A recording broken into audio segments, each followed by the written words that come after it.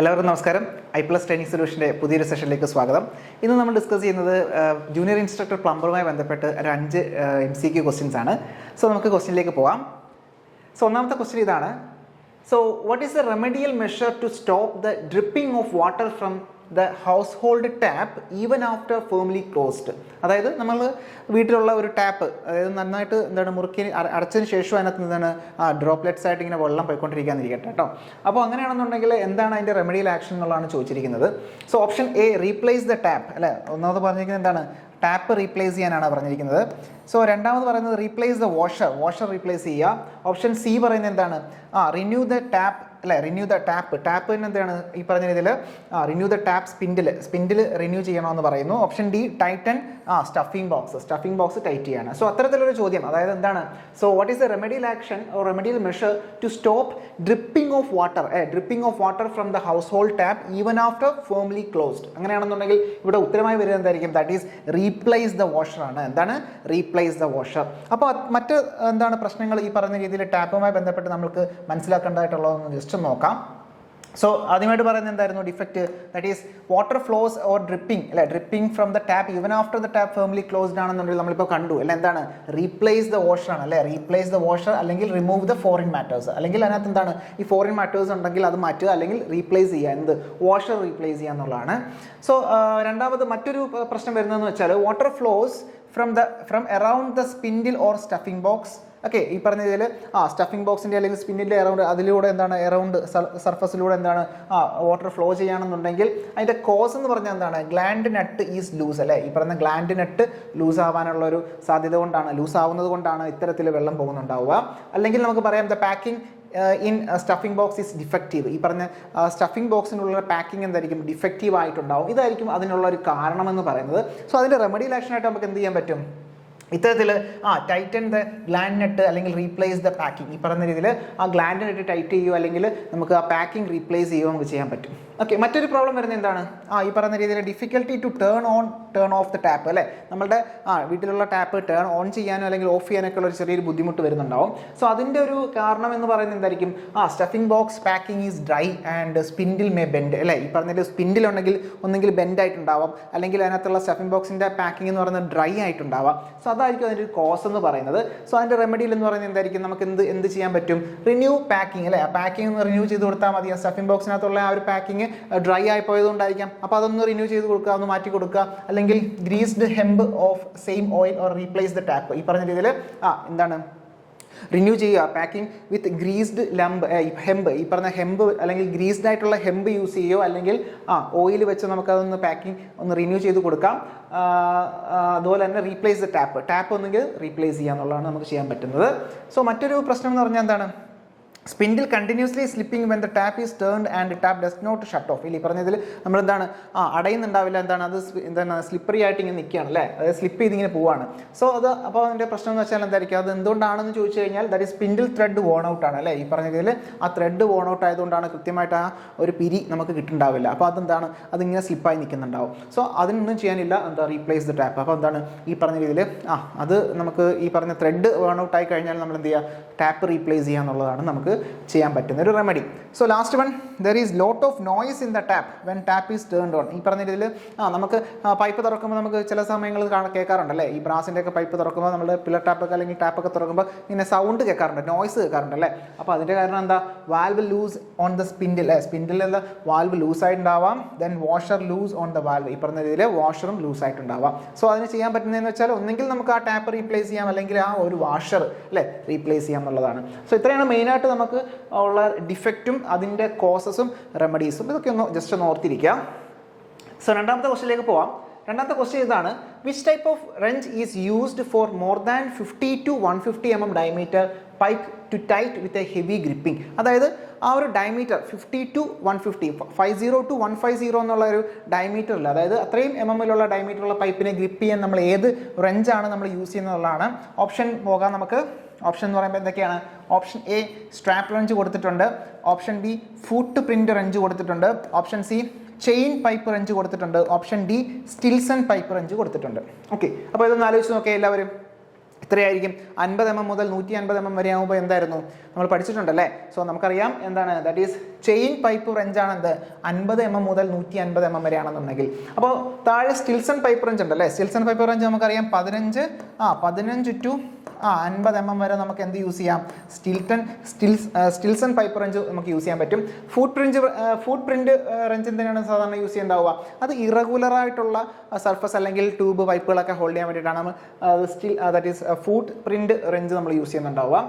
Strap wrench നമുക്ക് സാധാരണ ട്യൂബിൻ്റെയൊക്കെ surface damage ചെയ്യാതെ നമുക്ക് ഹോൾഡ് ചെയ്യാൻ പറ്റുന്ന ഒരു റെഞ്ചാണെന്ത് സ്ട്രാപ്പ് റെഞ്ച് എന്ന് പറയുന്നത്. സോ ഇവിടെ ഉത്തരമായിട്ട് വരിക എന്താണ്? ചെയിൻ പൈപ്പ് റെഞ്ചാണ് അല്ലേ? സോ ഈ ഒരു ചിത്രത്തിൽ കാണുന്നതാണ് നമ്മുടെ ചെയിൻ പൈപ്പ് റെഞ്ച് എന്ന് പറയുന്നത്. അപ്പോൾ ഇതിൻ്റെ പ്രത്യേകത എന്താ? Used for holding large diameter അല്ലേ? ഈ പറഞ്ഞ രീതിയിൽ ലാർജ് ഡയമീറ്റർ പൈപ്പുകളെ ഹോൾഡ് ചെയ്യാൻ വേണ്ടിയിട്ടാണ് നമ്മൾ എന്ത് യൂസ് ചെയ്യുന്നുണ്ടാവുക? ഇത്തരത്തിൽ നമ്മളുടെ ചെയിൻ പൈപ്പ് റെഞ്ച് നമ്മൾ യൂസ് ചെയ്യുന്നുണ്ടാവുക. ലാർജ് ഡയമീറ്റർ പൈപ്പുകളെ ഹോൾഡ് ചെയ്യാൻ വേണ്ടിയിട്ട്. അതുപോലെ തന്നെ used for pipe with diameter 52, അതായിരുന്നു നമ്മുടെ ചോദ്യം അല്ലേ? 50 to 150 mm ആയിരുന്നു നമ്മളുടെ ചോദ്യം തന്നെ. എത്രയും ഡയമീറ്റർ ഉള്ള പൈപ്പുകളെ ഹോൾഡ് ചെയ്യാൻ സാധിക്കും. They may be used for gripping cylindrical and irregular objects. ഈ പറഞ്ഞ രീതിയിൽ ചെയിൻ ആയതുകൊണ്ട് നമുക്ക് എന്താണ്, ഇത് ഫ്ലെക്സിബിൾ ആണ്. സോ അതുകൊണ്ട് തന്നെ നമുക്കത് ഇറഗുലർ ആയിട്ടുള്ള സർഫസ് നമുക്ക് ഹോൾഡ് ചെയ്യാൻ സാധിക്കും. സോ ഒരു കാര്യം ഓർത്തിരിക്കേണ്ടത്, it not be used for pipes less than 50 mm in diameter. ഈ പറഞ്ഞ രീതിയിൽ ലെസ് ദാൻ 50 mm ഡയമീറ്ററിൽ നമുക്ക് ഈ ഒരു ചെയിൻ പൈപ്പ് റെഞ്ച് നമുക്ക് യൂസ് ചെയ്യാൻ സാധിക്കില്ല എന്നുള്ളത് ഒന്ന് ഓർത്തിരിക്കാം. Okay, fine. സോ മൂന്നാമത്തെ ചോദ്യത്തിലേക്ക് പോവാം. മൂന്നാമത്തെ ചോദ്യം ഇതാണ് എന്ത്? That is the structure constructed to admit clear rain water into the combined sewer അല്ല? ഈ പറഞ്ഞ രീതിയിൽ എന്താണ്, കമ്പൈൻഡ് സീവറിലേക്ക് നമുക്ക് ക്ലിയർ റെയിൻ വാട്ടർ അല്ലെങ്കിൽ സ്റ്റോം വാട്ടറിനെ നമുക്ക് ക്യാരി ചെയ്യണം അല്ലെങ്കിൽ നമുക്ക് കൊടുക്കണമെന്നുണ്ടെങ്കിൽ നമ്മളൊരു സ്ട്രക്ചർ ഇൻ ബിറ്റ്വീൻ നമ്മൾ കൺസ്ട്രക്ട് ചെയ്യുന്നുണ്ടാവും. അത് ഏതാണെന്നുള്ളതാണ് ചോദ്യം. ഓപ്ഷൻ എ എന്ന് പറയുന്നത് എന്താണ്?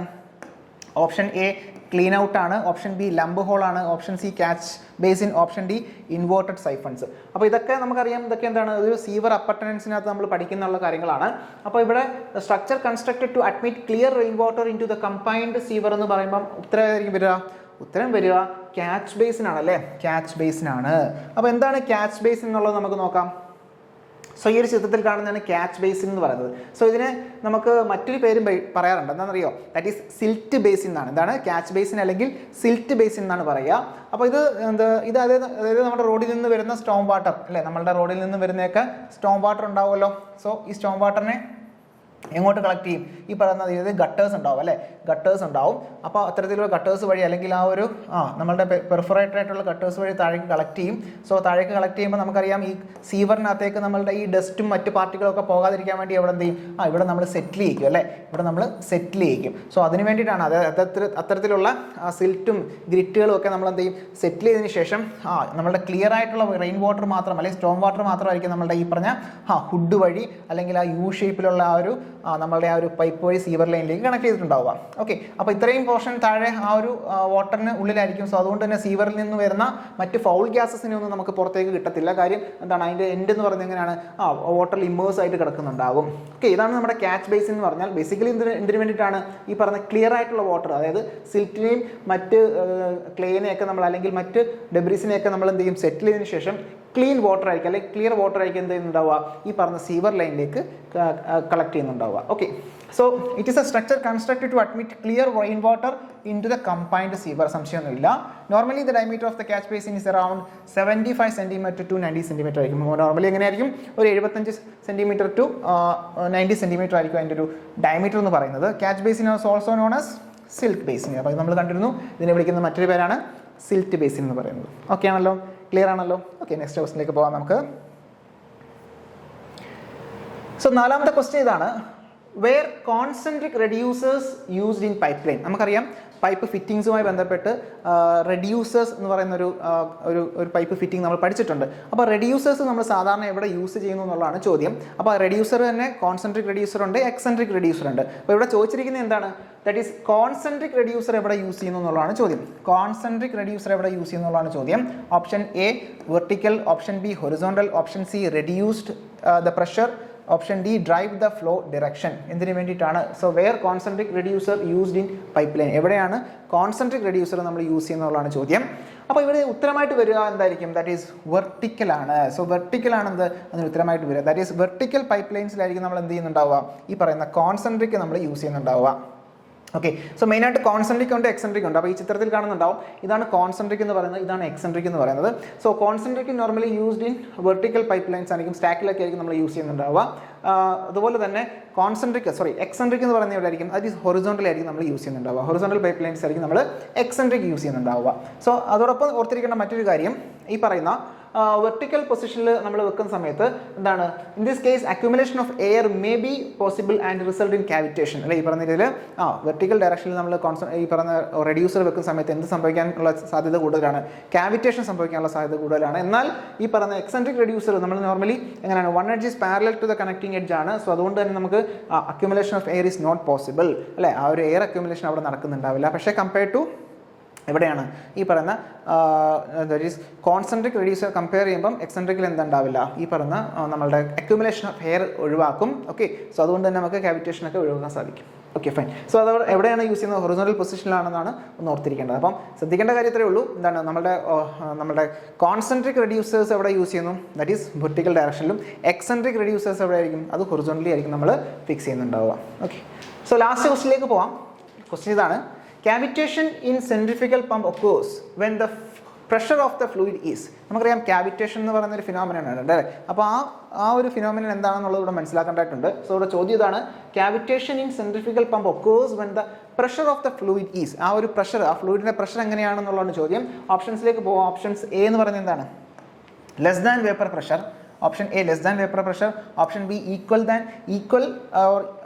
ഈക്വൽ ടു വേപ്പർ പ്രഷർ ആണ്. സോ ഓപ്ഷൻ സി എന്ന് പറയുന്നത് എന്താണ്? Greater than vapour pressure. Option D none of the above. Okay, so നമുക്കറിയാം കാവിറ്റേഷൻ എന്ന് പറയുന്നത് അല്ലേ ഈ പറയുന്ന രീതിയിൽ എന്താണ്? വേപ്പർ പ്രഷർ താഴുന്നുണ്ടാവും അല്ലേ? വേപ്പർ പ്രഷർ താഴുമ്പോഴാണെന്ത് നമുക്ക് ഈ പറയുന്ന അവിടെയുള്ള വെള്ളം എന്ത് ചെയ്യും? പെട്ടെന്ന് ബോയിൽ ചെയ്യുന്നുണ്ടല്ലോ അല്ലേ? ഈ പറയുന്ന രീതിയിൽ പ്രഷർ കുറയുമ്പോൾ നമുക്കറിയാം അതിൻ്റെ ബോയിലിംഗ് പോയിന്റും കുറയുന്നുണ്ടാവും. അതുകൊണ്ട് പെട്ടെന്ന് അത് എന്ത് ചെയ്യും? ചൂടാവും. പെട്ടെന്ന് ബോയിൽ ചെയ്തിട്ട് എന്താവും? ഫോംസ് ആവും. ഈ പറഞ്ഞ രീതിയിൽ എന്താണ്? ഒരു ബബിൾ ക്രിയേറ്റ് ചെയ്യുന്നുണ്ടാവും. സോ അങ്ങനെയാണ് എന്ത് ഈ കാവിറ്റേഷൻ ഉണ്ടാവുന്നത് എന്നുള്ളത് നമുക്കറിയാം. അപ്പോൾ അവിടെ ഉത്തരമായിട്ട് വരുന്നത് എന്തായിരിക്കും? ലെസ് ദാൻ വേപ്പർ പ്രഷർ ആണ് അല്ലേ? ലെസ് ദാൻ വേപ്പർ പ്രഷർ ആണ് എന്ത്?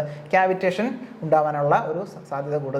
Less than vapor pressure. So cavitation is a phenomenon in which static pressure of the liquid, അല്ലേ, ആ ഒരു പ്രഷറിന്റെ സ്റ്റാറ്റിക് പ്രഷർ ഉണ്ടാവും ലിക്വിഡിന്, അതെന്ത് ചെയ്യുന്നു? കുറയുന്നു. reduces to below the liquid vapor pressure. ഈ പറഞ്ഞ ലിക്വിഡിന്റെ വേപ്പർ പ്രഷറിനെ താഴെ പോകുന്നുണ്ടാവും. Leading to formation of small vapour bubbles അല്ലേ? ഈ പറഞ്ഞ രീതിയിൽ സ്മോൾ വേപ്പർ ക്യാവിറ്റീസ് ഫോം ചെയ്യുന്നുണ്ടാവും. So the interlocked air bubbles and pocket in hydraulic pipelines and component is called dash. എന്താണ് അതെന്ന് പറഞ്ഞാണ് നമ്മളുടെ കാവിറ്റേഷൻ എന്ന് പറയുന്നത്. ഓക്കെ, അപ്പോൾ ഇത്രയും ക്വസ്റ്റ്യൻസ്, ഈ ഒരു 5 ക്വസ്റ്റ്യൻസ് നിങ്ങൾക്ക് ക്ലിയർ ആയെന്ന് വിചാരിക്കുന്നു. സോ മറ്റൊരു 5 ക്വസ്റ്റ്യനുമായിട്ട് അടുത്ത സെഷനിൽ കാണാം. നന്ദി, നമസ്കാരം.